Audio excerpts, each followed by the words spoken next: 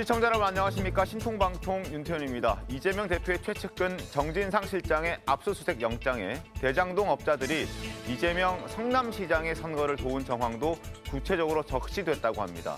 또 대장동 일당이 위례 신도시 사업자로 미리 낙점이 됐고 낙점 과정에 이재명 대표가 주도했다는 내용도 영장에 적시돼 있습니다. 이 대표가 대장동 사업뿐만 아니라 위례 사업에도 직접 관여했다는 걸 밝혀낸 것은 이번이 처음입니다. 관련해 신문 보겠습니다. 먼저 부동산 내용 좀 보겠습니다. 조선일보입니다. 서울, 경기 4곳 빼고 규제 지역을 다 풀었다고 합니다. 일단 정부가 부동산 거래 활성화를 위해서 내놓은 방안인데 내달부터 LTV가 50% 적용되고 15억 초과 주택 대출도 허용된다고 합니다. 서울, 경기, 과천, 성남, 하남, 광명을 제외한 전국 규제 지역이 14일부터 모두 해제됩니다. 내년부터 하기로 했던 여러 가지 대출 규제도 당장 좀 당겨서 올해 12월부터 가능하다고 합니다. 그리고 위축된 거래 때문에 여러 가지 해제하기로 결정된 부분들을 최대한 앞당기면서 거래를 좀 활성화시키겠다는 그런 차원의 방안이 어제 발표가 됐습니다. 그러나 여러 걱정들이 있습니다. 세계일보 보겠습니다.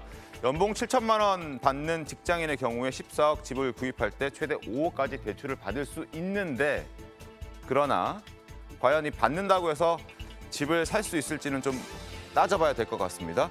최근 대출 금리가 굉장히 많이 치솟으면서 이자 부담이 커져서 실수요자들이 규제 완화 효과를 체감하기에는 좀 어려울 것이다라는 전망들이 나오고 있습니다. 실제 은행권에서도 대출 문턱이 낮아진다고 해서 주택 매매 수요가 대폭 늘어날 것이라고 보고 있진 않습니다. 지금 도표를 보고 계신데요. 5천만 원 연소득인 사람의 경우에는 대출의 규모가 달라지진 않습니다만 소득이 증가할수록 대출을 받는 돈의 크기도 더 커집니다. 그러나 예를 들어서 연봉 1억 원을 받고 있는 대출자가 16억짜리 아파트를 사면서 주택담보를 꽉꽉 채워서 받았을 경우에 매달 330만 원을 내야 합니다. 연간 4천만 원에 대한 어떤 부담이 생기기 때문에 과연 이걸 두고도 집을 살 수 있을지는 저희가 좀 지켜봐야 될 것 같습니다. 다음 세 번째 신문 보겠습니다. 서울신문입니다. 대장동 일당 이재명 대표의 당시 성남시장 재선 자금 4억 원을 건넸다라는 보도가 실렸습니다. 신문 보시죠.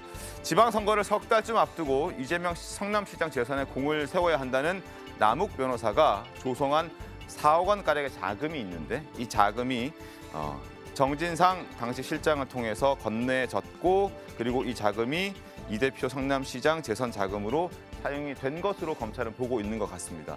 그리고 검찰은 해당 자금이 위례 신도시 개발 사업권과 관련한 뇌물 성격으로 판단하고 있는 것으로 알려졌다. 영장에는 이 대표와 정 실장이 위례 사업과 관련해 유 전 본부장으로부터 현황 보고를 받고 사업자 선정 공고를 내기도 전에 대장동 일당에게 사업을 맡기기로 사실상 결정했다는 취지의 내용도 담겨 있다고 합니다. 잠시 후에 저희 자세하게 따져보겠습니다. 마지막 신문은 조선일보입니다. 자, 국민들 2년이나 썼는데 마스크 아무것도 아니다라고 누가 얘기했겠습니까? 바로 손흥민 선수가 이야기를 했습니다. 출전 의지를 밝히고 있습니다. 지금 부상당해서 안아 골절 때문에 월드컵에 출전할 수 없을 거라는 전망도 지배적이었는데 강한 의지를 보이면서 마스크를 써서라도 1%의 가능성만 있어도 앞으로 가겠다라고 얘기하고 있습니다. 그리고 축구협회는 맞춤 마스크를 제작하고 있다고 하는데 탄소 섬유로 만들어서 가볍고 얇다. 그리고 착용감도 좋고 시야 방해도 적어서 오히려 심리적 안정감을 줄 수도 있다. 이렇게 얘기를 하고 있습니다. 어쨌든 손흥민 선수가 강력한 의지를 보이면서 빨리 회복해서 월드컵에 출전하겠다라고 밝혀온 내용까지 만나봤습니다. 자, 지금부터 본격적으로 이야기할 텐데요. 패널들 소개해드리겠습니다. 반갑습니다. 안녕하세요. 자, 정진상과 이재명은 정치 공동체자. 검찰이 정진상 실장을 압수수색하면서 작성한 영장에 적혀 있던 내용입니다. 이를 두고 법조계에서는 사실상 이재명 수사로 가기의 직전 단계까지 왔다라는 평가를 하고 있습니다. 침묵했던 이재명 대표도 어제 작심한 듯 기자들 앞에 섰습니다. 뭐라고 했을지 영상으로 직접 들어보겠습니다. 이재명은 단 한 푼의 이익도 취한 바가 없습니다. 저는 불법 대선 자금은커녕 이 사탕한 게 받은 게 없습니다.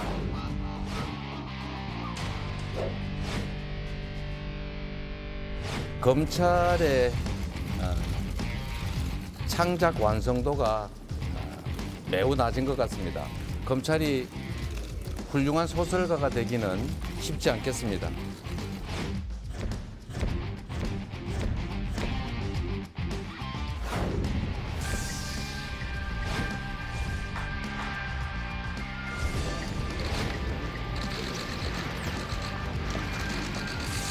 이 조작, 결국은 진실이 드러나게 됩니다. 국민을 속이고 역사를 속이는 것도 잠시라는 사실을 잊지 마시기 바랍니다. 자, 이재명 대표가 밝힌 입장을 다시 한번 짚어드리겠습니다. 검찰이 훌륭한 소설가가 되기는 쉽지 않겠다라고 얘기를 합니다. 검찰의 창작 완성도가 매우 낮은 것 같다. 그리고 국민을 속이고 역사를 속이는 것도 잠시라는 사실을 잊지 말길 바란다 얘기를 하고 있습니다. 적극적으로 대응할 수밖에 없는 그런 상황입니다.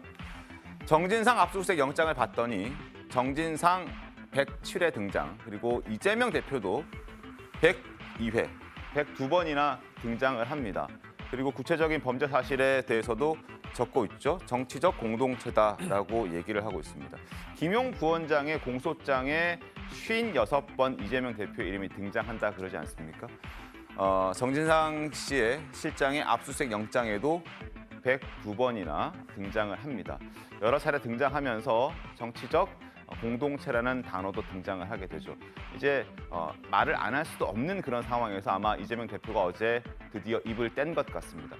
민주당 측에서는 사실 김용 부원장의 공소장이라든지 그리고 정진상 실장의 압수수색 영장에 등장하는 이재명 대표의 저 횟수는 큰 의미 없다라고 많이들 평가절하하는 주장들을 하고 있습니다. 실제 변호사께 한번 여쭤보겠습니다. 의미가 없습니까? 어떻습니까? 그거는 그냥 정치적인 발언에 불과하고 법적으로 네. 의미가 큽니다. 그거는 그리고 또 창작이다 이렇게 말씀을 하시는데 그 과정마다 법원에서 영장을 발부받아가면서 검찰의 수사가 지금 맞다는 걸 확인을 받고 있었거든요. 네. 그러니까 지금까지는 일응의 사실이다라고 평가한 것이 옳고 그거를 완전히 창작이다라고 치부한 건 그냥 순전히 정치적으로 그것도 팩트에 의한 반박은 못 하시는 상황으로 생각이 됩니다. 네. 이 내용들이 어떤 의미가 있냐면은 수만 페이지의 자료들을 보고 관련자들을 조사해가지고 추려가지고 지금까지 딱 정제된 언어로 법원의 설득을 위해서 기재한 검찰의 언어입니다. 네. 이 내용은 공소장에 기재되어 있는 거는 사실 구속영장에도 거의 내용이 똑같거든요. 김용 부원장에 대해서 구속영장 발부됐을 때 법원에서도 맞다고 평가된 걸 공소장에서 다듬어가지고 이제 기재를 하는 것이지 전혀 다른 내용이 들어오는 게 아니기 때문에 공소장의 내용은 이제까지 지금 확인이 된 거, 법원에서도 인정을 받은 내용이기 때문에 증거에 의해서 뒷받침이 되는 내용이다. 그리고 이 내용 중에는 이재명 대표가 56회 등장하는데 사실관계가 공소장에 기재되는 것은 굉장히 정제된 언어로 여사기재의 금지라고 표현하는 게 공소 사실에 부합하지 않는 그 상관없는 내용은 아예 법적으로도 쓰지를 못하게 돼 있습니다. 네. 그러니까 법적으로 그걸 쓰는 게 맞는 내용만 추려졌는데도 56회라는 거는 이 공소 사실은 이재명 대표를 빼고는 설명이 안 되는 수준이다. 아예 그 톱니바퀴는 이재명 대표가 들어가야만 공소 사실이 구성되는 내용이기 때문에 그렇게 네. 기재했다라고 볼 수 있고 그리고 정진상 씨에 대한 압수수색 영장에도 비슷한 취지로 지금 102회 등장을 했지 않습니까? 네네. 이 모든 사실관계는 사실 이재명 대표의 뭐 저수지 이런 것들 표현이 있었을 정도로 모든 것이 이재명 대표의 이익을 위해서 온 사건이다라는 구도에 이재명 대표를 빼고선 설명이 안 되기 때문에 어쩔 수 없이 이 증거에 의해서 사실관계가 맞기 때문에 들어간 내용이기 때문에 나중에 이재명 대표에 대한 조사까지 마무리되면은 공범이다라는 글자 수정으로 공소장 변경까지 이루어질 수 있는 그 징검다리 전까지는 와 있다 이렇게 볼 수 있습니다. 그런 가능성이 있다라는 말씀이시고 저수지라는 표현은 뭐 이재명 대표가 쓴 게 아니라 김만배 씨와 정진상 씨의 대화 과정에서 정진상 씨가 실장이 사용했던 단어이기도 하죠. 자, 중앙일보 보겠습니다. 이재명 대표가 공모전의 위례 사업자로 나무, 그러니까 대장동 일당, 대장동 업자들을 이미 낙점했다라는 게 정진상 실장의 압수수색 영장에 적시가 되어 있는 내용이었습니다. 검찰이 이 대표가 대장동 사업뿐만 아니라 위례 신도시 개발에도 직접 관여했다는 그런 내용들이 밝혀진 것, 정황들이 밝혀진 건 이번이 처음인데 영장에는 남 변호사가 정 실장, 유 전 본부장의 도움으로 위례 신도시 개발 사업자로 선정이 되자 이 대표의 성남시장 재선을 위한 선거 자금을 조달해 주기로 마음먹은 후에 불법 이면 합의를 통해서 시공사로 선정된 호반건설을 이용해서 비자금을 조성했고 이후에 이를 이 대표의 선거 자금으로 제공하기로 계획했다는 내용도 포함돼 있다고 합니다. 물론 이와 관련해서 이재명 대표는 유동규 전 본부장의 위례 설계 계획에 대해서도 몰랐다라고 말한 바 있습니다. 그 목소리 한번 듣겠습니다. 자, 유동규는 본부장 임명 후에 2011년 8월에 기술 지원 TF를 꾸렸습니다. 그런데 여기서 업무와 상관없는 성남도시개발공사 설립 준비, 대장, 위례 신도시 개발 계획 등을 여기에서 짰습니다. 알고 계셨습니까? 그렇게 네, 이번에 보고 알았습니다. 거기 시설관리공단이 왜 그런 걸 하겠어요? 유동규는 내 말이 곧 이재명 말이라고 이렇게 주민들에게 얘기하고 있는 걸 알고 계셨습니까? 이 당시에. 유동규는 그런 정도 영향이 있으면 제가 사장을 시켰을 텐데 유동규에게 권한을 줘서 유동규가 주도적으로 개발하게 하려고 했으면 유동규를 사장을 시켰겠죠. 근데 본부장 아닙니까? 자, 이 대표의 목소리 들으셨습니다. 최병욱 위원님, 일단 이 대표는 절대 아니다라고 얘기를 하고 있지만 검찰은 그렇지 않다라고 주장하고 있거든요. 어떻게 보세요? 아니 저 이재명 대표는 뭐 심지어는 창작이다, 소설이다 이렇게 얘기를 하고 있지 않습니까? 근데 이제 이게 창작과 소설이 될 수 없다는 사실은 네. 바로 김용 부원장 공소장이라든가 네. 지금 정진상 실장의 그 압수수색 영장 여기에 보면 사실관계의 뒷받침이 굉장히 많아요. 그 사실관계를 만들어낼 수는 없는 거잖아요. 더군다나 만약에 이게 창작이었을 경우 나중에 기소를 하면 지금 김용 부원장 같은 경우는 기소가 이미 돼 있거든요. 기소돼서 재판을 하는데 네. 그럼 그 법원에서 그 소설을 놓고 재판하면 그 재판 결과가 어떻게 되겠습니까? 그런 점으로 볼 때 아까 뭐 구자룡 변호사 얘기했듯이 네. 이재명 대표가 사실관계를 사실은 이게 아니다 이렇게 얘기를 하기가 지금 어려운 상황이다 보니까 이 전체를 뭉뚱그려서 정치적으로 이제 다 허위다 뭐 이렇게 지금 나가고 있는 것으로 보이거든요. 저거는 뭐 정치 활동의 일환일 수는 있어도 네. 앞으로 수사나 재판에 대비하는 모습은 아닐 것이다. 저는 이렇게 보고요. 이재명 대표가 구체적으로 어떻게 사법 처리가 되느냐는 거는 사실 아직까지는 우리가 섣불리 예단할 수가 없어요. 네. 그러나 적어도 김용 부원장은 사법 처리가 돼서 재판이 진행 중이고 네. 정진상 실장도 아마 곧 사법 처리, 그러니까 다음 주쯤에는 소환 조사가 되고 구속영장이 청구될 가능성이 대단히 높다고 지금 보거든요. 네. 그렇게 보면 적어도 이재명 대표가 그 검찰에 소환되지 않은 상태에서 이재명 대표가 공식적으로 인정한 최측근 네. 그 두 명이 김용, 정진상 아닙니까? 네. 이 두 명까지는 아마 구속 수사가 이루어질 가능성이 대단히 높은 환경에 처해 있다. 이렇게 충분히 말씀을 드릴 수가 있습니다. 알겠습니다. 자, 그리고 영장, 압수수색 영장에 적시된 내용을 저희가 조금 더 설명을 드리겠습니다. 화면 보시죠. 자, 선거 자금이 쓰여졌다는 그런 과정이 지금 저희가 그림으로 좀 그려봤습니다. 2014년 4월에서 6월 사이에 지금 이재명 대표가 당시 성남시장 재선에 도전할 시기였습니다. 남욱 변호사가 이모 씨 분양대행업체 대표를 통해서 4억 원의 자금을 마련합니다.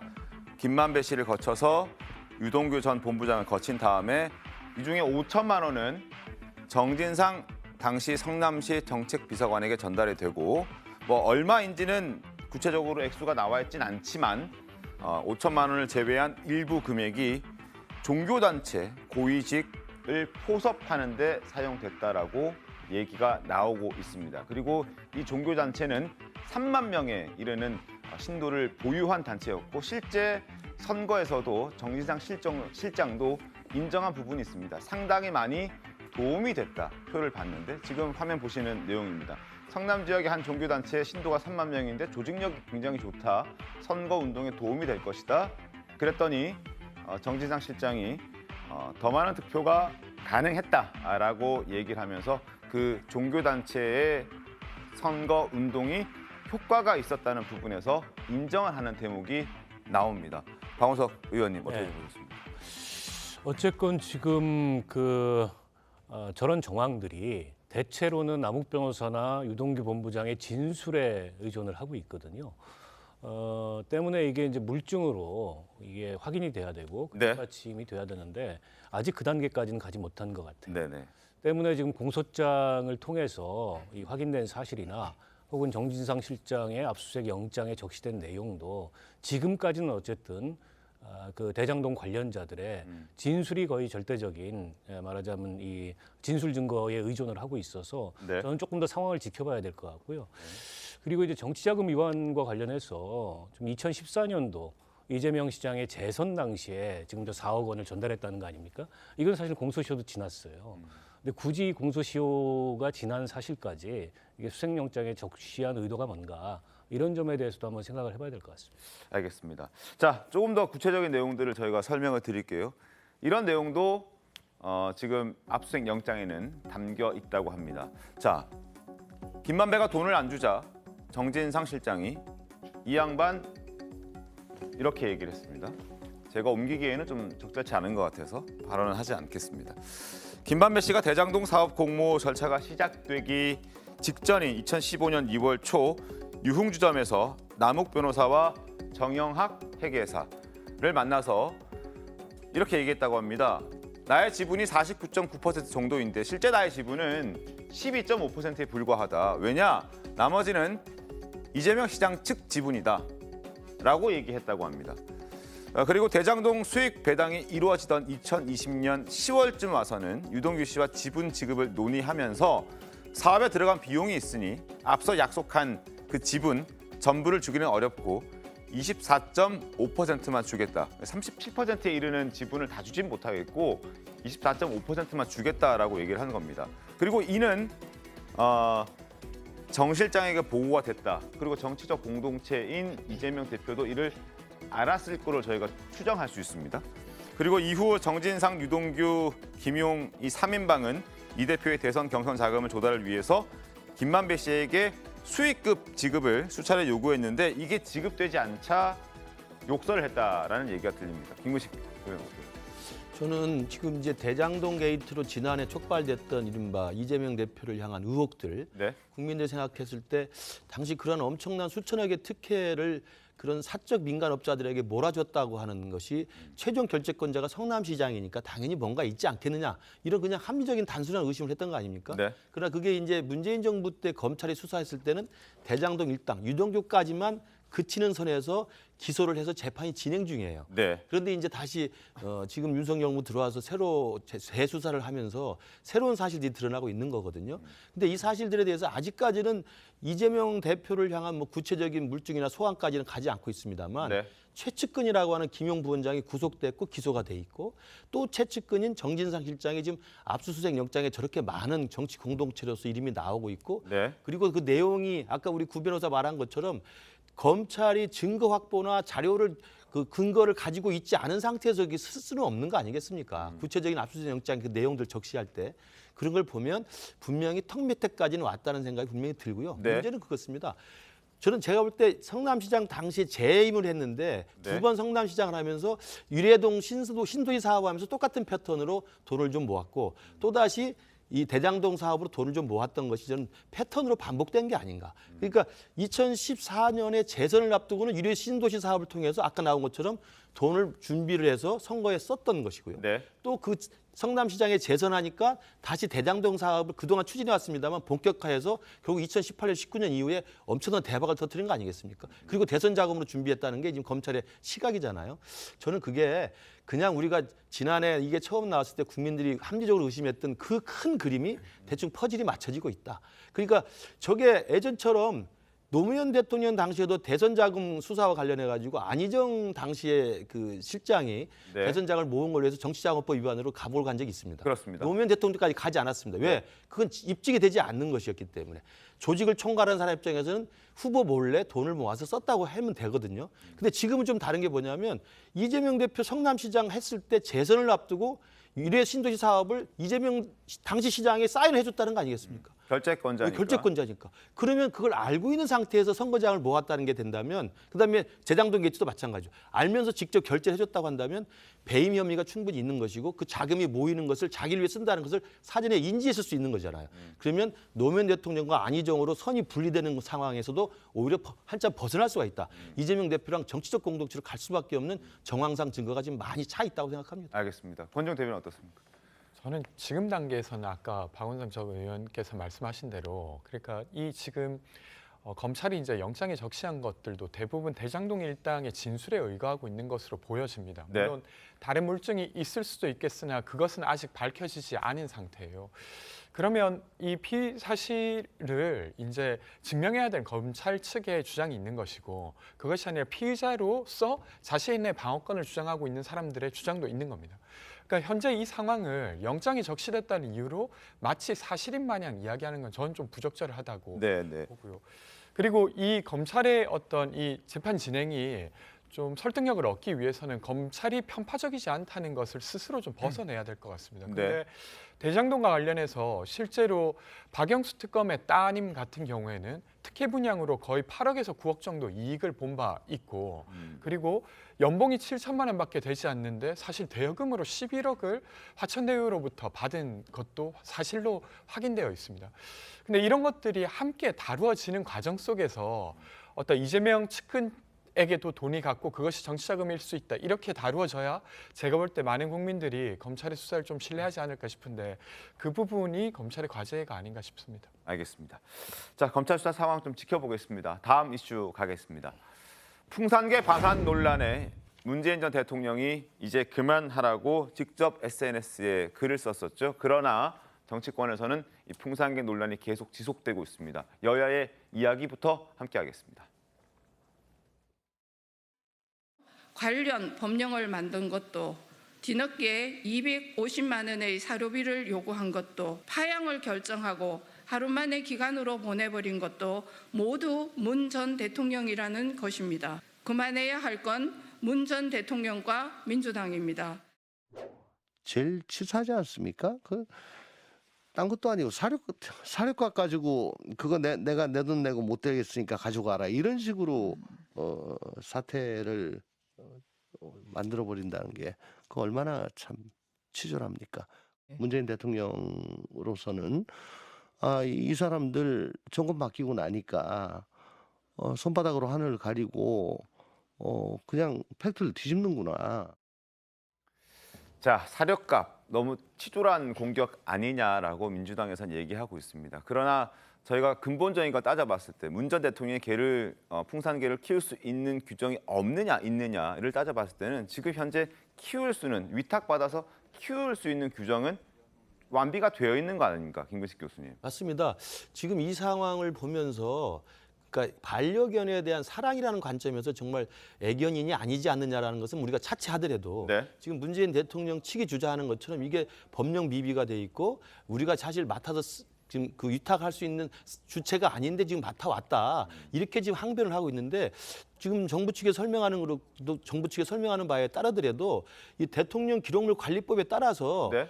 위탁 관리를 할 수밖에 없는 동물이나 식물이면은 다른 기관의 장에게 위탁할 수 있도록 만들어 놨습니다. 그래서 사실은 그 부분에 대해서는 충분한 법적 조치가 있는 거예요. 다만 그것을 가지고 시행령에다가 이걸 구체적인 걸 보완을 해서 경제적인 어떤 지원 예산까지 좀 해달라는 것으로 제가 비춰지는데 지금 제가 알기로는 법제처에서 이 부분에 이견을 좀 제시했던 것은 그러니까 시행령에 대한 안이 있었습니다만 결국 통과가 못했던 건 뭐냐면 그 대통령 기록물에 따르면 동물이나 식물의 경우는 어쩔 수 없이 위탁을 할 수 있다고 하지만 다른 기관의 장에게 위탁할 수 있다고 돼 있어요. 네. 근데 지금 전직 대통령은 다른 기관의 장인지 아닌지 불분명하잖아요.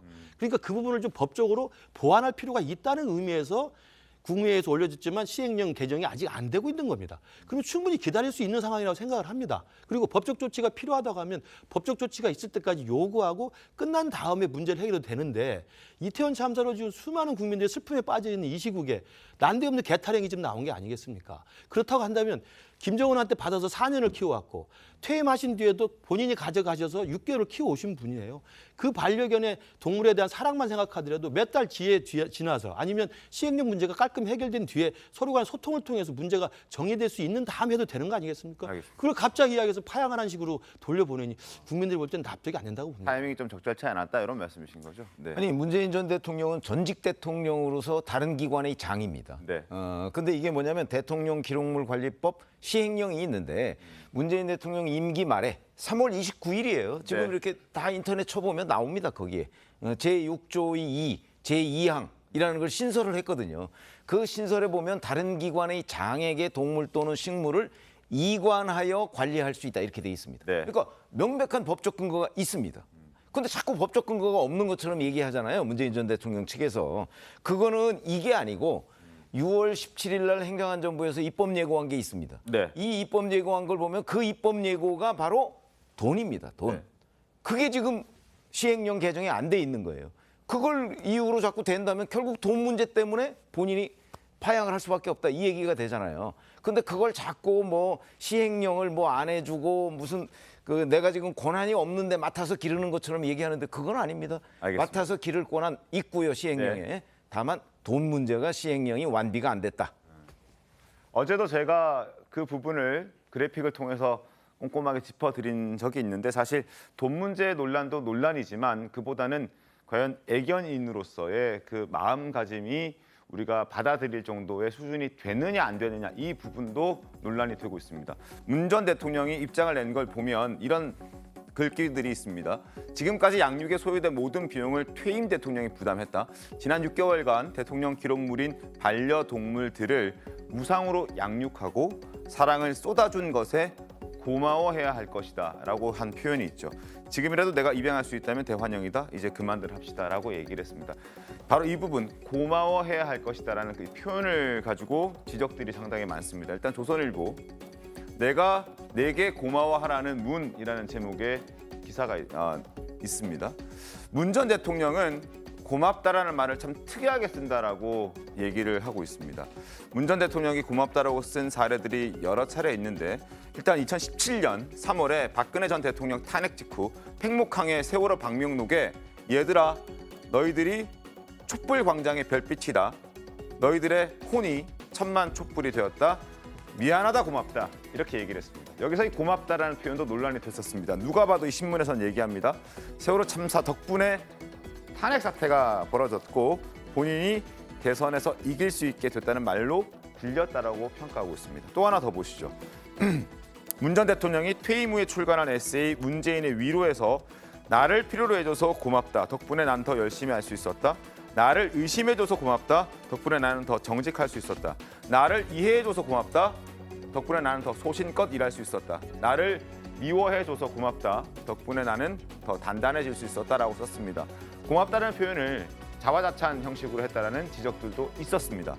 그리고 마지막으로 지난 6개월간 무상으로 양육하고 사랑을 쏟아준 것에 오히려 고마워해야 할 것이다 라는 표현들. 개를 키우는 사람들이라면 개에게 정이 들어서 내보내지 못한다고 한다. 애견인인 듯 비춰졌던 문 전 대통령에게 그런 정은 없는 것 같다. 아주 독특한 정서를 갖고 있다라고 지적합니다. 박원석 의원. 글쎄요, 뭐 저 표현의 독특함을 떠나서 좀 아쉬운 대목들이 있죠. 그러니까 전현직 정권 간에 네. 이 문제를 가지고 이렇게 정상회담에서 받은 선물, 대통령 기록물이죠 법적으로. 네. 그러나 어쨌든 위탁받아서 문재인 대통령이 그 반려동물로서 키웠는데 이런 충돌을 빚는 게 국민들 보기에는 참 민망한 일이 아닌가 싶고요. 어쨌든 당시에 이제 위탁을 하기로 하면서 협약서를 썼어요. 네. 문 대통령 입장에서는 이분이 이제 나름 원리원칙주의자이기 때문에 그 협약서 쓴 것대로 이행이 안 되고 있지 않느냐. 그러면은 내가 계속 그 반려견을 데리고 있는 게 사후에라도 행여 문제가 될 수 있기 때문에 돌려보낸다. 이런 입장인 것 같아요. 그러나 앞서 이제 말씀 주셨듯이 국민들 보기에도 그렇고 정서적으로는 네. 아니 이 문제를 꼭 이렇게 풀었어야 됐을까. 이를테면 이 시행령 개정이 지연되는 것에 대해서 충분히 사실은 소통할 수가 있었고 그리고 지금 뭐 법제처나 대통령실의 설명에 따르면 무산된 게 아니고 시행령 개정은 추진 중이고 좀 늦어지는 거다라는 입장인 것 같은데 네. 그런 거는 이제 상호 좀 소통을 통해서 양해할 수 있는 대목이었는데 여러 가지도 좀 아쉽고 어떻게 보면 좀 볼썽사나운 모습이 아닌가 싶습니다. 알겠습니다. 자, 여야 모두 뭐 지저분한 싸움이다라는 표현들을 사용하고 있죠. 당황스러운 건 뭐 풍산교도 마찬가지일 겁니다. 많은 국민들도 과연 이게 어떻게 마무리될지 좀 지켜보고 있는 그런 상황이고요. 그리고 대통령실에서도 지금 일일이 지자체에 연결을 하면서 전화를 하면서 과연 이 풍산개들을 받아줄 수 있는 곳을 찾고 있다고 합니다. 일단 가장 유력해 보이는 곳은 광주에 있는 동물원이라고 하는데 하여튼 어디에 거처를 마련해서 어떻게 앞으로 지내게 될지도 저희가 끝까지 한번 지켜보도록 하겠습니다. 세 번째 주제 가겠습니다. 방송인 김어준 씨와 더불어민주당 황운하 의원을 향한 한동훈 장관의 정치적 음모론자 발언을 두고 공방이 계속되고 있습니다. 자, 이 공방에 김어준 씨도 직접 자신의 입장을 밝혔습니다. 참을 수 없는 분노를 느낀다라고 말을 했다고 하는군요. 들어보겠습니다. 저는 김어준 씨나 황운하 의원과 같은 직업적인 음모론자들이 이런 이 국민적 비극을 이용해서 정치 장사를 하는 건 잘못된 거라고 생각합니다. 직업적 음모론자. 저도 참을 수 없는 분노를 느낍니다만 그 문제 그러니까 심각성은 덜할 수 있는데 국회에서 네. 현역 의원인데 네. 아무런 근거 제시 없이 갑자기 직업적 음모론자라고 황운하 의원을 해버리면 이거는 경호가 아니지 않습니까? 그러니까 한동훈 장관 지지자들 그렇게 할 수는 있죠. 네. 경호가 아닌 건 맞지 않습니까? 경호가 아니죠. 근거는 온 국민이 알고 있잖아요. 직업적 음모론자인 거. 여기서 한 방송 가지고 했는데 그 내용 방송 들어보세요. 거기 음모 없어요 전혀. 그 경찰 경력의 배치 우선순위가 바뀐 거 아니냐.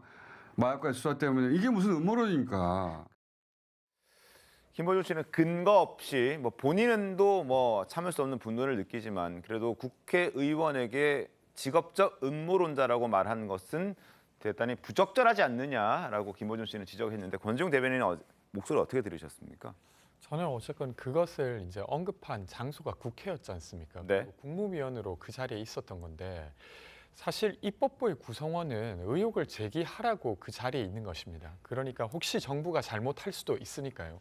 근데 그런 것들을 싸잡아서 그리고 존재적으로 그 사람은 직업적 음모론자 이렇게 말한 거예요. 그러니까 아주 구체적인 안이 저 주장은 좀 음모에 가깝다고 생각한다라고 말하는 것과 어떤 사람이 음모론자라고 말하는 건 전 좀 다르다고 생각합니다. 근데 너무 일반화해서 이야기를 했고 그 음모라고 제기된 이 사안도 사실은 용산서에서 제가 알고 있기로는 용산서의 되게 주요한 업무가 이태원 업무였습니다. 근데 이번에 대통령실이 이전하게 되면서 사실 업무의 중심이 좀 바뀌었던 거예요. 근데 거기에 맞춰서 아직 용산서의 업무가 정리되지 않음으로써 어쩌면 이 참사 12구 참사를 좀 막을 수 있지 않았을까 하는 저는 이야기는 할 수 있다고 생각합니다. 그것이 아주 직접적인 원인은 아니었다 손 치더라도 과거에 이제 뭐 종로구나 여기 종로서에서 대통령과 관련된 업무를 하다가 그게 용산서로 넘어오면서 용산서의 업무 정리가 잘 안 된 상태에서 이번 일이 일어났다고 볼 수도 있는 것이죠. 네. 근데 이런 이야기 자체를 다 음모라고 말하는 건 저는 좀 되게 너무 과한 어떤 언급이었다고 생각합니다. 알겠습니다.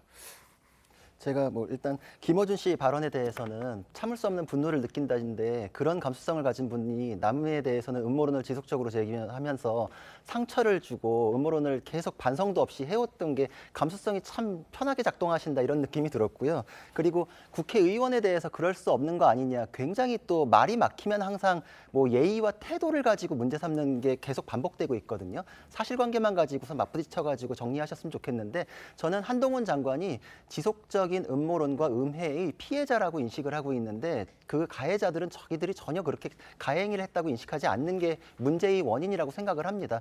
황운하 의원의 발언만 갖고도 제가 봤을 때 모욕죄가 성립될 발언은 오히려 판례상으로 황운하 의원의 발언이 더 성립될 가능성이 높은 발언들이 반종이라는 그렇죠. 그거는 실제로 벌금형이 나왔던 적도 있는 표현인데 그거에 대해서 한동훈 장관이 본인 발언들 되새겨 봤으면은 고소장 쓸 수나 있었겠는지 의문스럽다 이 발언을 했던 게 저도 딱 공감이 됐던 게 본인들이 했던 발언이 명예훼손이나 모욕죄에 적합한 부분들이 훨씬 많습니다. 한동훈 장관은 근데 처음에 법적 대응도 안 하고 계속 참다가 그거에 대해서 맞대응을 한 건데 피해자가 피해 호소하면서 반박한 거가 그것만 따로 떼가지고 나에 대한 모욕이다. 정치인은 전면적 공인이라 그래서 자기 자신의 의정 활동에 대한 비난은 감수해야 되는 게 판례 법리상으로도 이제 정해져 있는 기준입니다. 근데 그거에 대한 비난에 대해서는 나에게는 모욕죄가 성립되니까 너는 그러면 안 되고 너는 태도가 그러면 안 되고 나는 때릴 수 있지만 넌 그거에 대해서 반박하면 안 된다. 이런 마인드가 아닌 다음에는 지금 법적 조치로까지 끌어들이신 거는 황운하 의원이 본인을 되돌아보지 못한 굉장히 잘못된 처신이다 이렇게 생각이 됩니다. 자, 관련해서 한동훈 장관도 추가적인 입장을 냈습니다. 함께 살펴보겠습니다. 자, 진흙탕에서 저질 음모론을 국민에게 던져서 국민을 현혹하는 것을 보고도 진흙이 묻을까 몸을 사리는 것이 공직자의 품위라고 생각하진 않는다라고 얘기합니다. 하나 더 보겠습니다. 그분 황운하 의원이 그동안 해왔던 거짓말, 유언비어, 모욕적인 언사들을 한 번이라도 더 되돌아봤으면 과연 고소장을 쓸 엄두도 안 났을 것이다 라고 한동훈 장관은 지적했습니다. 그리고 오늘 매일경제 사설을 봤더니 이런 내용도 실려 있었습니다. 모욕죄라는 제목의 기사였습니다. 황운하 민주당 의원이 8일 한동훈 법무부 장관이 자신을 직업적 음모론자로 지칭한 데 대해서 모욕죄로 고소한 상태다. 그런데 황 의원 또한 평소 한 장관을 향해서 철부지 애송이, 관종, 비아냥을 서슴지 않았다. 황 의원이 민주당 동료 의원들이 자유로운 표현을 옥죄한다면서 모욕죄를 없애자는 그런 형법 개정안 발의를 할 때 동참하기까지 하지 않았느냐. 이건 자기 모순이다라고 얘기를 하면서 민주당의 지금 이 모욕죄 남발은 결국 자신들의 험구에는 눈을 감은 채 제1야당에 대해서 부정적인 표현이나 의혹 제기를 막으려는 꼼수에 불과하다 이렇게 지적하고 있습니다. 그렇죠. 아니 황운하 의원이 예를 들어서 한 번 정도만 한동훈 법무부 장관을 향해서 저런 얘기를 했다면 아마 한 장관도 저렇게 직업적이라는 표현까지는 저는 쓰지 않았을 거라고 생각을 합니다. 네. 워낙 여러 차례 지금 뭐 매일경제가 지적하고 있는 것처럼 여러 차례 그런 결과가 나왔고 그다음에 김어준 씨도 마찬가지고요. 네. 예를 들어서 지금 자꾸 여기서 그 얘기가 좀 빗나가고 있는데 기본적인 의혹 제기라는 게 이태원 참사가 결국은 한동훈 장관이 마약과의 전쟁을 선포함으로써 생겼다는 그런 취지로 얘기를 했거든요. 그러면 한동훈 법무부 장관이 경찰을 지휘하는 입장도 아니고 네. 그렇다고 그러면 경찰은 마약과의 전쟁 선포하면은 다른 어떤 참사 예방 조치는 못 하나요? 이런 것들이 성립하지 않으면 그 연결 관계가 전혀 이해가 되지 않는데 그런 주장을 하잖아요. 그러니까 근거 없는 음모론이라고 하는 거예요. 만약에 한동훈 법무부 장관이 경찰을 어떤 식으로든 지휘할 수 있는 그 관계에 있었다면 저는 그런 의혹을 제기할 수 있다고 봐요. 근데 그런 거 아니잖아요. 그런 점에서 김어준 씨나 황운하 의원이 너무나 여러 차례 이 연결고리가 없는 거를 마치 있는 것처럼 해서 의혹 제기를 하니까 그런 거는 음모라고 충분히 얘기할 수 있는 대목이다. 그래서 한동훈 장관과 지금 이 그 싸움의 원천에는 근거가 있는 의혹이냐 아니면 근거 없는 의혹 제기냐 여기에 달려 있다고 봅니다. 그러니까 저는 마약 수사나 단속이 이태원 참사의 원인이다 이렇게 주장하는 것은 상당한 비약이라고 생각을 해요. 하지만 당시에 이제 경력 배치나 운영이 적절했느냐 이런 차원의 문제 제기는 해볼 수 있다고 생각합니다. 근데 국회의원이 방송에 나가서 한 발언을 두고 국무위원이 국회에 들어와서 그것도 네. 당사자가 앞에 있는데 이 직업적 음모론자다라고 얘기하는 것은 그건 국무위원으로서 적합한 발언이 아니고요. 아까 한동훈 장관 얘기하는 거 보니까 같이 진흙밭에 구르는 한이 있더라도 싸워야 되겠다. 그러면 정치를 하셔야죠. 이게 국무위원은 정부를 대표해서 발언하는 사람입니다. 자기 감정을 가지고 발언하면 안 돼요. 한동훈 장관의 모든 발언은 정부의 입장이 되는 겁니다. 그러면 정부의 입장이 국회의원을 향해서 저 사람은 직업적 음모론자야 라고 얘기할 수 있겠습니까? 제가 보기에는 한동훈 장관은 빨리 옷 벗고 정치하시는 게 맞을 것 같아요. 저런 입장이라면은. 알겠습니다. 저는 이제 그 김어준 씨하고 황운하 의원 같은 경우 근거 없는 가짜 뉴스나 그 일방적 주장을 많이 한 게 사실입니다. 저도 뭐 사담입니다만 황운하 의원이 저를 명예훼손으로 고소해서 수사를 받아봤어요. 그러니까 굉장히 많은 것들 남발하는 사람이에요. 근데 그것을 자신에게 돌이켜보는 성찰의 자세가 필요하다는 말씀을 분명히 드리고요. 이번에 관련된 마약과의 전쟁 때문에 이태원 참사 났다는 것은 누가 봐도 그건 연결고리가 빈약한 음모론이라고 할 수밖에 없는 오해가 있는 이야기입니다. 그렇다면 스스로 좀 반성하는 게 필요하다고 보고요. 네. 또 하나는 한동훈 장관이 거기에 대해서 직업적 음모론자라고 국무위원 자격으로 앉은 국회에서 이야기했던 건 저도 적절치는 않다고 보여집니다. 네. 그리고 진흙탕 싸움을 해서라도 막겠다고 하는 것은 결기는 좋습니다만 검찰이라면 그렇게 하는 게 맞습니다만 정치든 공직자든 이 옛날 DJ 대통령이 한 이야기가 있어요. 정치라는 것은 진흙탕 속에서도 연꽃을 키우는 거라고 이야기했습니다. 진흙탕으로 계속 말도 안 되는 가짜뉴스를 공격을 해도 연꽃의 고귀함을 지키는 것이 또 정치이고 저는 고위공직자와 국무위원의 자세가 아닌가 싶습니다. 알겠습니다. 자, 또 다른 논란 하나 더 짚어보겠습니다. 지난달 24일, 아마 많은 분들 24일만 얘기해도 다 기억하실 것 같습니다. 김의겸 의원이 제기했던 청담동 술자리 의혹 이 관련 내용인데요. 김 의원이 윤 대통령과 한동훈 장관 그리고 김현장 변호사 30여 명이 청담동 술자리에 같이 있었고 또 이 자리를 주선한 이세창 전 자유연맹 총재도 청담동 술자리에 있었다라고 주장했습니다. 그런데 이게 사실관계가 조금 흐트러지는 모습입니다. 먼저 당시 목소리부터 들어보겠습니다. 제가 제보를 받았습니다. 7월 19일 밤인데요. 그날 술자리를 가신 기억이 있으십니까? 책임 있는 말씀을 좀 해주시죠. 매번 그렇게 허황된 말씀을 하시는데요. 어떤 근거로 말씀하시는지 질문을 다 해보시죠. 청담동에 있는 고급스러운 바였고요. 자, 그 자리에 제보 내용에 따르면 윤석열 대통령도 이 자리에 이 청담동의 바에 합류를 했습니다. 이분은 기억나십니까? 저는 처음 보는 분인데요.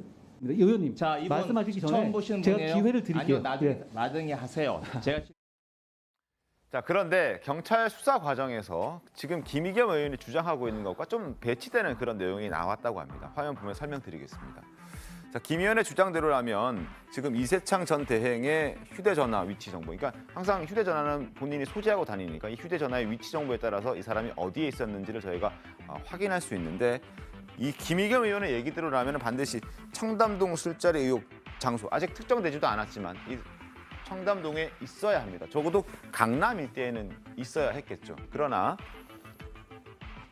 19일 저녁 7시쯤, 그리고 19일 저녁 8시 가까운 시각, 그리고 11시 30분 이때 보면 영등포구 여의도동, 영등포동 7가, 물레동 3가, 그리고 19일 마지막 통화가 된 지점은 강서구 등촌동입니다. 자정이 다 되어가는 시간입니다. 그리고 20일 다음 날 첫 통화를 했을 때 장소를 봤더니 이때도 강서구 등촌동이었습니다. 7시 4분. 뭔가 물론 뭐 생각할 수 있죠. 자정이 넘은 시각에 핸드폰 끄고 갔다 왔다 주장할 수도 있지만 그럴 가능성은 사실 좀 낮아 보이는 것 아닌가라는 생각도 드는데요. 권지웅 대변인은 어떻게 보셨습니까? 이 부분에 대해서. 사실은 이 의혹이 처음 제기됐을 때도 좀 충분히 그 근거를 마련하지 않고 주장한 것 아니냐는 어떤 비판은 있었습니다. 그것은 민주당 내에서도 마찬가지였고요. 그래서 뭐 그와 관련된 이야기, 사실관계 공방이 이어지고 있는데 저는 뭐 크게 언급드릴 것은 없습니다. 왜냐하면 국민들도 현직 대통령이 법무장관과 30여 명의 변호사와 한 자리에 술자리를 가졌다는 것 자체가 상식적이지 않아서 그것이 사실일 거라고 믿는 국민들은 많지 않을 것 같아요. 물론 아주 구체적 증거나 이런 것들이 나오면 모를까. 그래서 뭐 더 이야기 드릴 건 없습니다. 알겠습니다. 자, 이세창 전 총재, 총재 대행도 기자회견도 열고 바로 이제 김의겸 의원 고소하기도 했죠. 뭐 수사 상황을 좀 지켜봐야 될 것 같은데, 아무튼 이러한 상황들이 좀 정황들이 드러나면 김의겸 의원이 제기한 그 의혹의 신빙성은 좀 흔들릴 수도 있을 것 같다는 생각이 듭니다. 경찰 수사 결과를 조금 더 지켜보도록 하겠고, 그리고 또 다른 의혹도 나오고 있는데, 그 제보자, 그러니까 첼리스트의 전 남자친구 추가 입장을 냈습니다. 김의겸 의원하고도 연락을 취하지만 김의겸 의원이 아닌 다른 민주당 의원과도 자주 연락을 한다, 이렇게 얘기를 하고 있습니다. 이 주장은 어떻게 보십니까? 또 다른 뭐 의원과도 어떤 얘기들을 공유하고 있다라고 우리가 이해를 할 수 있을 것 같은데. 그렇죠. 그래서 이 주장도 사실 뭐 진위는 확인할 필요가 있으니까, 일방적 주장이니까 뭐, 근데 이게 만약에 사실이라고 하면은 민주당 쪽에서도 이거는 빨리 좀 정리하셔야 되는 문제인데 실수하고 계신 거 아닌가, 이런 생각이 듭니다. 권지웅 대변인께서도 얘기하셨다시피 이게 지금 처음부터도 상식적이지 않은 내용이었고 근거에 대해서 확인해 보자 그러니까 아닌 것들만 계속 확인되고 있는데, 그거 논란이 처음 발생했을 때 최고위원회에서도 이걸 뭐 대단히 신빙성이 높다라고 해가지고 한 번 더 확대 재생산을 한 번 했지 않습니까? 그런 것들이 연이어 이뤄진 잘못이기 때문에 처음 듣기에도 상식적이지 않았고, 잠깐의 근거 확인으로도 이것이 잘못이라는 게 바로 확인될 정도였으면 거기서 수습을 하셔야 되는 문제였고, 이 주장대로 지금 다른 의원이랑 소통을 하고 있다면 이거는 잘못을 더 키우고 돌이킬 수 없는 문제를 발생시키기 때문에 이거는 돌이킬 수 없는 문제로서 당의 문제가 됩니다. 그러니까 이거는 이런 사실관계는 제발 좀 없기를 바라고, 만약에 있다면 그 의원께서도 이분은 이제 더 이상 연락 안 하셔야 되지 않을까 싶습니다. 알겠습니다. 그리고 김의겸 의원과 더 탐사에서 보도한 그 제보자의 전 여친, 그러니까 목격자죠. 그 첼리스트가 최근 경찰 소환 조사에 응하지 않고 있다는 얘기도 나오고 있습니다. 물론 뭐 다른 일정이 있으면 바로 뭐 무조건 부른다고 해서 응할 뭐 의무는 없습니다만, 왜 가서 사실을 명확하게 하지 않을까 하는 그런 궁금증도 생깁니다. 최고님, 이 부분은 어떻게 보십니까? 그렇죠. 아니 현재까지는 참고인 상태입니다. 그러니까 참고인은 뭐 소환 조사에 응하지 않아도 되는 거는 있죠.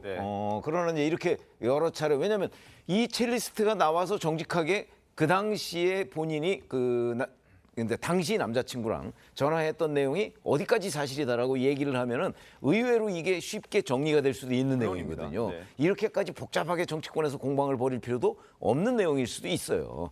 그런데 그게 아니고 계속해서 차일피일 소환 날짜를 미루고 있다.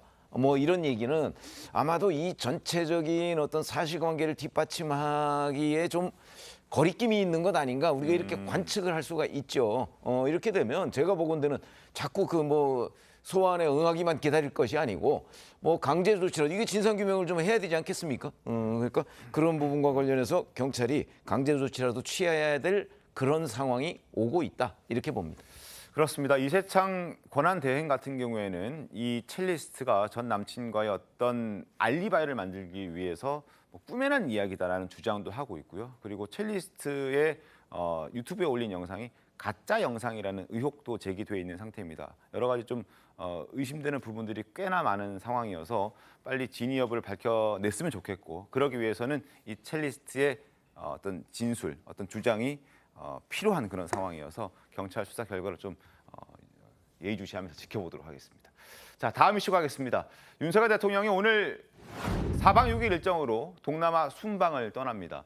그런데 대통령 전용기에 MBC 취재진을 태우지 않기로 하면서 순방을 떠나기 전부터 논란이 있었습니다. 국내 상황도 좋지는 않지만 어쨌든 국익을 위해서 순방을 가기로 결정을 한 건데요. 신문 보겠습니다. 조선일보입니다. 오늘 11일 이제 순방을 떠납니다. 아세안 플러스 3 회의 등에 참석하고 캄보디아로 떠나는데 바이든 대통령과 그리고 기시다 총리와 3자 회담은 확정이 된 것 같습니다. 3국 정상이 5개월 만에 다시 만납니다. 아마 북한 핵 미사일 대응 방안을 논의할 것으로 보여지는데 일본과 정상회담은 아직 논의 중인 것 같습니다.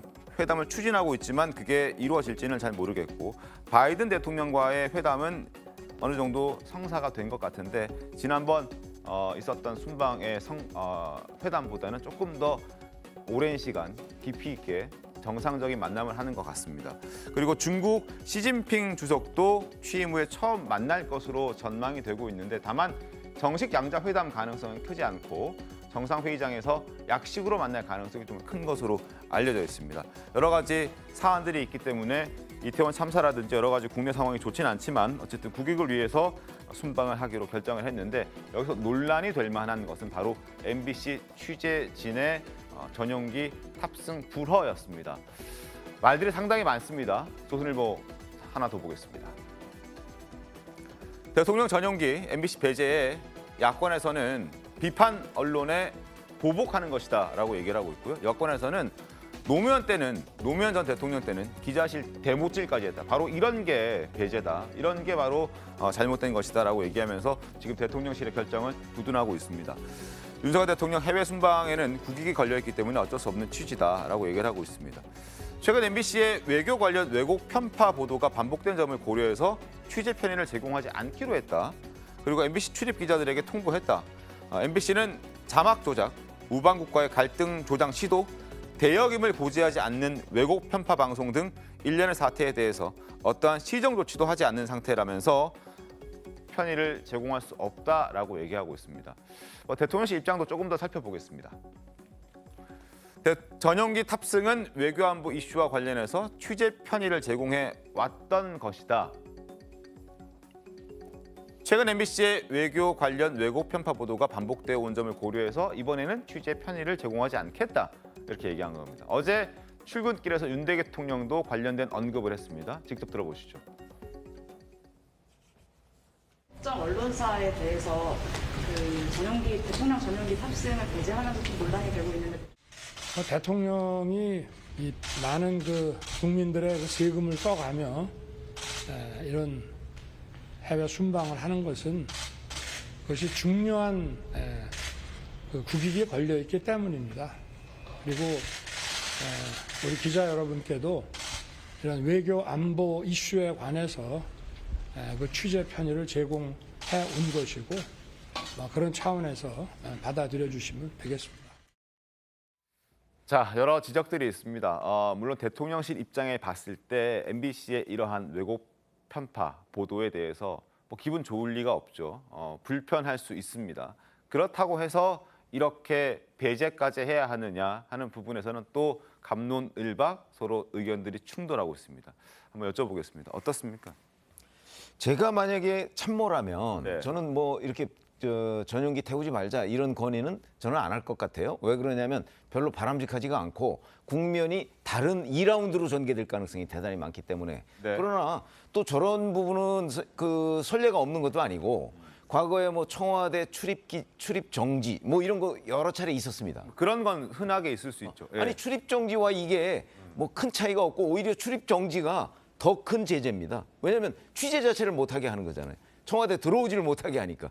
그런 점에서 본다면 윤석열 대통령의 대통령실에서는 적어도 MBC가 그동안에 이런저런 여러 가지의 하여튼 대통령실로 봐서는 불만이 있는 내용들을 보도함으로써 자 우리가 이번에 그동안에 제공해왔던 편의를 제공하지 않겠다. 그거는 대통령실의 저는 뭐 권한이라고 보고요. MBC는 MBC대로 뭐 그런 상황이 있으면 또 뭐 취재해서 왜냐하면 현장에 가서 취재 자체를 막는 건 아니니까 네. 취재해서 보도를 하면 된다. 그래서 이해는 할 수 있는 입장이다 이렇게 봅니다. 현장에 가서 취재를 막진 않지만 사실 전용기를 타냐 타지 않냐는 큰 차이가 있습니다. 이미 대통령실 비행기를 타고 가면서도 대통령이 불편한 경우도 있기 때문에 아마 기자들 입장에서는 굉장히 좀 화가 나는 부분일 테고 그래서 대통령실 기자단에서도 이건 조속히 철회하라라는 그런 메시지도 나오는 그런 상황인데요. 어찌됐든 뭐 정상적으로 우리가 일반적으로 볼 수는 없는 내용입니다. 예. 그렇죠. 보기에 따라서는 참 현명하고 뭐 심지어는 졸렬하기까지도 하다 이런 생각이 드는데 MBC의 보도에 대해서 대통령실이 불만을 가질 수 있고 그거는 대응할 수 있는 수단들이 얼마든지 있습니다. 언론중재위원회도 있고 이미 그게 고발도 돼 있어서 형사사건화 될 가능성도 있어요. 근데 그것하고 특정 언론을 찍어서 이렇게 풀단 취재해서 특히 이제 전용기 타는 거를 배제하는 거는 조금 다른 차원의 문제라고 보고요. 그러니까 언론과 권력 간에는 늘 그런 긴장 관계가 있죠. 네. 근데 이제 언론의 목적이나 언론의 사명이 국익을 위해서 존재하는 게 아니잖아요. 언론은 어쨌든 권력을 감시하고 사실을 보도하기 위해서 존재하는 거지 마치 언론이 국익을 위해서 존재하는 것처럼 얘기하는 것도 저는 어폐가 있다고 보고 대통령께서 취임사에서 자유를 33번 강조하고 그 뒤로 기회가 있을 때마다 자유를 말씀하셨는데 민주주의 사회에서 이 자유의 핵심적 구성 요소가 표현의 자유와 언론의 자유입니다. 과연 윤 대통령이 말씀하셨던 자유라는 가치와 이게 부합하는지 한번 생각을 해보셨으면 좋겠고 당장에 국내 모든 언론 현업단체들이 이에 대해서 항의하는 성명을 냈고 외신 기자 클럽에서마저도 우려하는 논평을 냈습니다. 네, 이게 어떻게 보면은 대한민국의 언론 지수 혹은 대한민국의 이른바 이제 민주주의 지수에 대한 국제적 평판을 떨어뜨릴 수도 있는 일이기 때문에 저는 대단히 잘못된 판단을 했고 이걸로 인해서 지금 아세안 플러스 3나 G20 정상회의 출발도 하기 전에 이 논란이 커져가지고 오히려 정상회담의 성과가 다 묻히게 생겼어요. 왜 이런 일을 자초하는지 모르겠습니다. 성과는 뭐 나중에 돌아와서 저희가 평가를 해보도록 하겠습니다. 네. 저는 사실 어제 이 소식을 듣고 2022년 한국에서 일어날 수 있는 일인가 하고 아주 놀랐습니다. 그러니까 대통령께서는 자유를 강조하고 있고 그 권위주의 국가가 아니라 자유주의 국가의 되게 핵심은 권력기관의 언론을 통해서 견제할 수 있다는 것이죠. 네. 근데 사실 이렇게 그 어떤 대통령실이 아주 구체적으로 특정 언론을 탄압하게 되면 저는 언론 전체가 좀 위축될 거라고 생각합니다.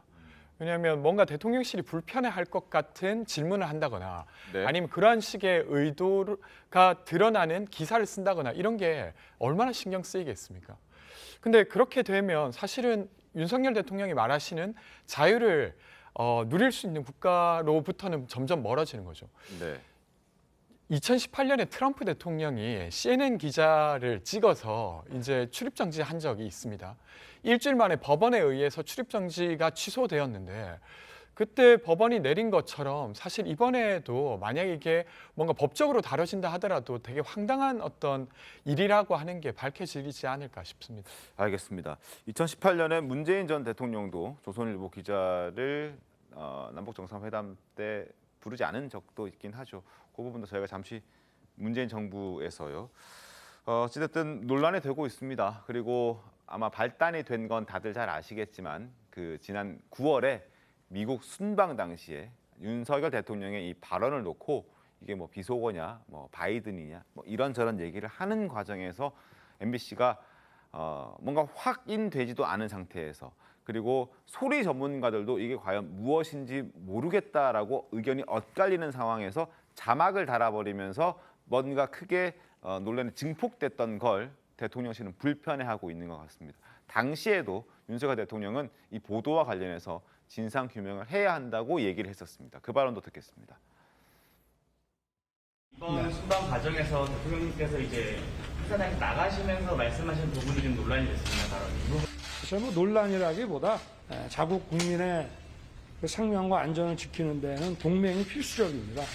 그런데 사실과 다른 보도로서 이 동맹을 훼손한다는 것은 국민을 굉장히 위험에 빠뜨리는 일이다. 이 부분에 대한 진상이라든가 이런 것들이 더 확실하게 밝혀져야 된다고 저는 생각합니다. 자, MBC 기자들은 어제 저녁에 미리 출발을 했습니다. 민항기를 타고 가야 되기 때문에 대통령 전용기의 일정을 맞추기에는 하루 일찍 출발하지 않으면 맞출 수가 없기 때문에 이제 먼저 간 것 같은데 이런 성명도 냈습니다. 함께 보겠습니다.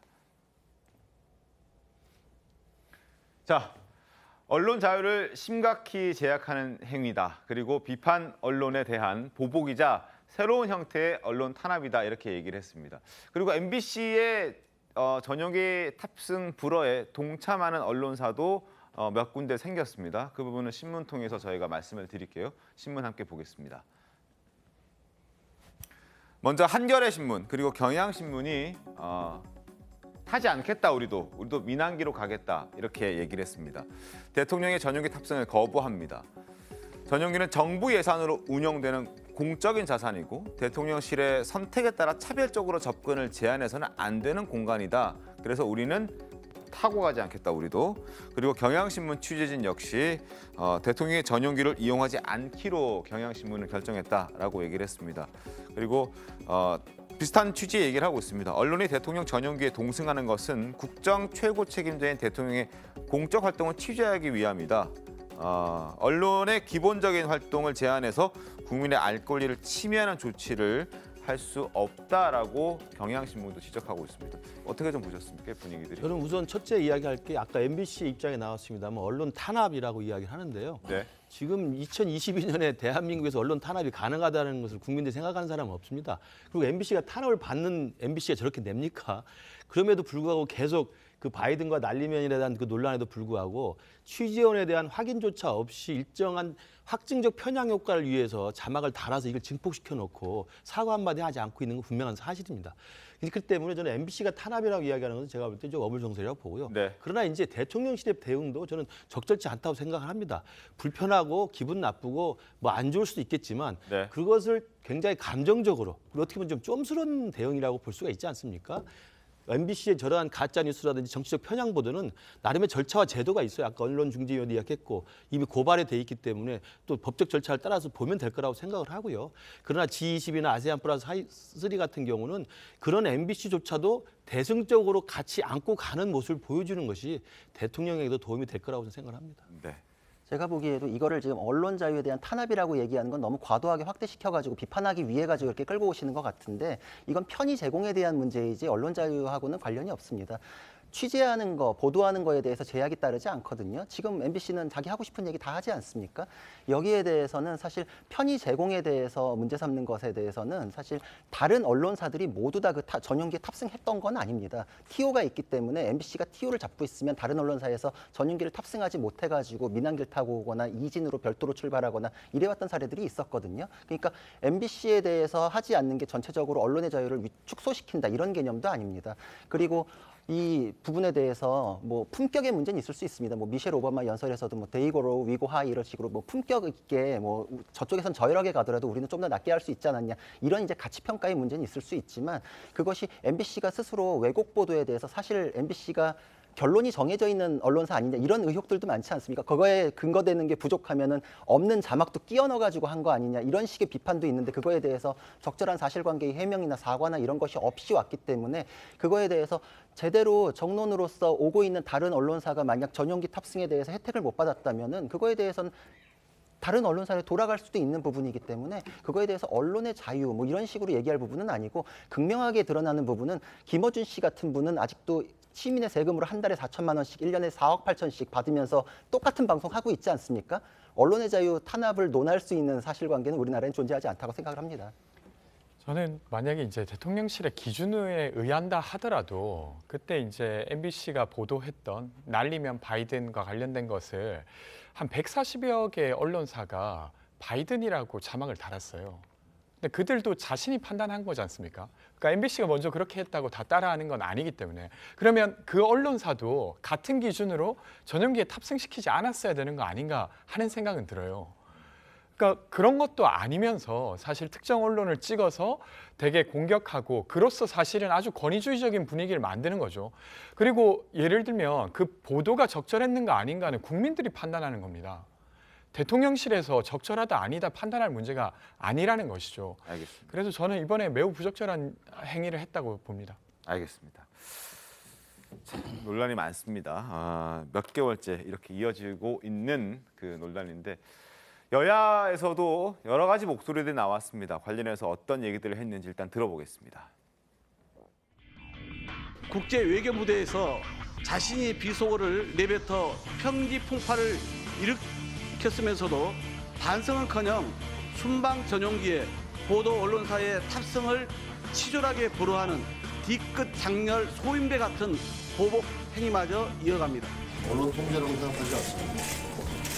대통령 정부에서는 기자실을 대못질을 한 사례가 있습니다. 이런 게 언론 탄압이고 통제입니다. 보다 이런 무도한 정권은 처음 봅니다. 이 언론 탄압을 대놓고 하는 행위고요. 기자들 무상으로 그 비행기 탑니까? 다 언론사들 돈 내고 간다는 거 여러분들도 다 아시지 않습니까? 언론이 탈을 썼다가 다 언론이 아닙니다. MBC는 공정보도를 하지 않았어요. 언론이라고 칭하는 것 자체가 저는 부끄럽다고 생각합니다. 자, 논란이 되고 있고 뭐 문제가 있다고 지적할 수 있습니다. 그러나 이번이 처음은 아니라는 점, 과거에도 이런 적 있지 않았습니까? 여러 차례 있었죠. 역사적으로 찾아보면 뭐 과거에 이제 그 김대중 정부 때 뭐 남북 정상회담 관련해서 조선일보하고 동아일보 뭐 그렇게 한 적이 있었고 중앙일보가 또 출입 정지 당했던 출입 정지를 당했었고 중앙일보도 출입 정지를 또 당한 적이 있는데 중앙일보는 뭐 무슨 기사가 뭐 오보라고 당시 청와대가 주장을 했는데 사실 그 오보 여부 밝혀지지도 않았습니다. 그 이후에. 그리고 뭐 가까이 보면 뭐 문재인 정부 때 이거는 뭐 기사와 관련된 것도 아니고 오히려 그 기자가 탈북민 출신이다. 이것 때문에 그 동행을 하지 못하겠다 이렇게 나온 적이 있었거든요. 그때는 조선일보 기자였습니다. 아니 기자가 어디 출신이라는 이유 때문에 차별을 받아야 되는가? 뭐 이런 부분을 이제 당시 문제 제기를 했었고 뭐 그런 점이 있는데 마치 이게 뭐 굉장히 처음인 것처럼 얘기를 하지만 역대 정부의 여러 차례 그런 사례들이 있었던 거는 사실입니다. 그러면 왜 윤석열 정부는 역대 정부하고 똑같이 가느냐? 뭐 그렇게 얘기하면 할 말은 없겠지만 그러나 뭐 하여튼 사례가 없었던 것은 아니다. 이건 분명하게 말씀드릴 수 있습니다. 그러니까 역대 정부에서 이제 언론과의 그런 불편한 관계를 형성하고 또 언론 탄압으로 비칠 수도 있는, 제한으로 비칠 수도 있는 그런 행위를 한 것이 지금 윤석열 정부 행위의 합리화 근거가 될 수는 없어요. 역대 정부도 그랬다 이런 거는 저는 변명이 안 된다고 생각하고 그리고 김대중 정부 때 이제 출입 제한 조치 얘기가 많이 나오는데 당시는 이제 기자단 자체에서 내린 징계였었죠. 엠바고를 깼다는 이유로. 그리고 문재인 정부 당시에 그 탈북민 출신의 조선일보 기자 교체를 요구한 거죠. 조선일보를 배제한 게 아니고. 결국에는 그래서 아마 제가 알기로는 교체가 돼서 같은 걸로 알고 있어요. 그래서 경우가 조금 다르다 이 말씀을 드리고요. 노무현 정부 시절에 이제 기자실 대못질이라는 표현이 굉장히 센데 사실은 이제 기자실 통폐합한 거죠. 물론 저는 그건 바람직한 조치가 아니었다고 보고 원상 회복이 됐습니다만 마치 이거 대못질하니까 정말 기자실 가가지고 못질해가지고 폐쇄라도 한 것처럼 그렇게 회자되는 것도 적절치는 않은 것 같아요. 알겠습니다. 그리고 2018년 때 문재인 정부 때 조선일보 기자가 탈북민 출신이라는 이유로 뭐 가지 못했다. 당시에 북한이 먼저 얘기했던 게 아니었습니다. 우리 정부가 먼저 제안을 기자에게 한 거고 왜 그랬는지는 뭐 사실 아직까지 뭐 드러난 것은 없습니다. 아마 여러 가지 신경 쓰였던 것 같긴 한데요. 김명성 그 조선일보 기자의 얘기를 들어보면 그 기자는 이보다 더 고위급, 북한의 더 고위급, 최고위급 취재도 그는 했다고 얘기를 하고 있습니다. 어쨌든 그때 당시에 김명성 기자의 목소리를 들어보겠습니다. 제가 이제 활동을 많이 하기 때문에 북측에서 알아볼 수 있다. 이렇게 되면 회담에 영향을 줄 수 있다. 이렇게 해서 오늘 회담에서 배제한 이유를 댔습니다. 북측의 요청이 없었음에도 불구하고 특정 이제 언론사의 어떤 기자를 이제 북한 출신이라는 이유로 이렇게 취재해서 배제를 한 것은 어쩌면 우리 대한민국 헌법이 보장한 언론의 자유와 또 국민의 기본 권리를 이제 침해하는 거라고 저는 생각합니다. 자, 그리고 노무현 정부 때 그 대못질했다는 그 표현이 등장하지 않습니까? 그때 당시에 노 전 대통령의 발언도 한번 들어보겠습니다. 국민들은 직접 정부를 볼 수는 없고 반드시 거울을 통해서만 정부를 볼 수 있는데 그 거울이 지금 색깔이 칠해지고 일그러졌어요. 자, 여러 가지 지금 논란들이 벌어지고 있습니다. 아마 또 그 지금 동남아 순방 가 있는데요. 현장에서도 또 이런저런 충돌이 있을 수도 있습니다. 저희가 그 모습 좀 지켜보겠고 저희가 준비한 내용은 여기까지입니다. 잠시 뒤에 돌아오겠습니다.